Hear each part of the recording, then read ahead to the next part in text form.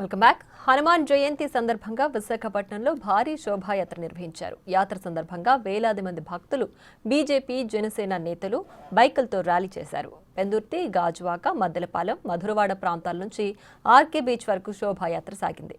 మర్రిపాలెంలో BJP MLA Vishnukumar Raju శోభాయాత్ర జెండా ఊపి ప్రారంభించారు. మరిన్ని వివరాలు మా ప్రతినిధి మహేష్ అందిస్తారు. అరే హనుమంతుడు బలానికి, తర్వాత ధైర్యానికి, విజయానికి, మూడిట్లకి హనుమంతుడి వారిని ప్రార్థిస్తే ఈ మూడు వారు అనుగ్రహిస్తారనేది ప్రజల్లో ఉన్న నానుడి.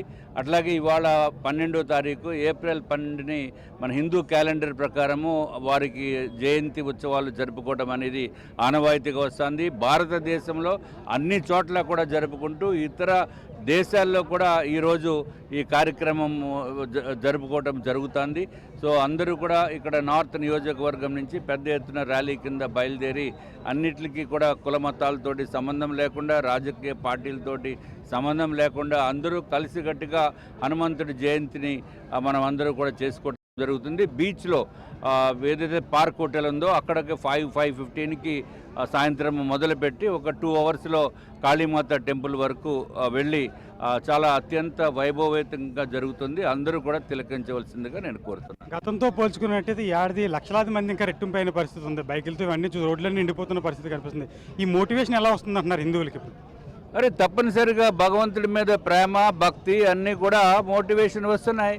ఇప్పుడు కేంద్ర ప్రభుత్వము ఏ విధంగా హిందూ మతాన్ని ఏ విధంగా ప్రతి ఒక్కళ్ళు కూడా ఎవరికి అన్యాయం జరగకుండా హిందూ మతాన్ని, ధర్మాన్ని పరిరక్షించడం గురించి ఏ విధంగా అయితే చేస్తుందో ధర్మరక్షణ గురించి ప్రతి ఒక్కళ్ళు కూడా మనము జీవితంలో సంవత్సరానికి ఒక 2 గంటలు దీనికి కేటాయించవలసిన అవసరం ఉంది. అదేవిధంగా ప్రజలు చేస్తున్నారు.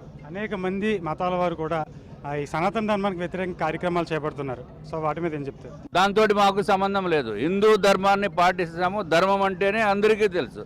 ధర్మం అనేది అన్ని ఇతర మతాలకి అన్నిటిని కూడా కాపాడే ధర్మము హిందూ ధర్మం అని చెప్పి అందరికీ తెలుసు. దాని గురించి ప్రత్యేకంగా మాట్లాడవలసిన అవసరం లేదు.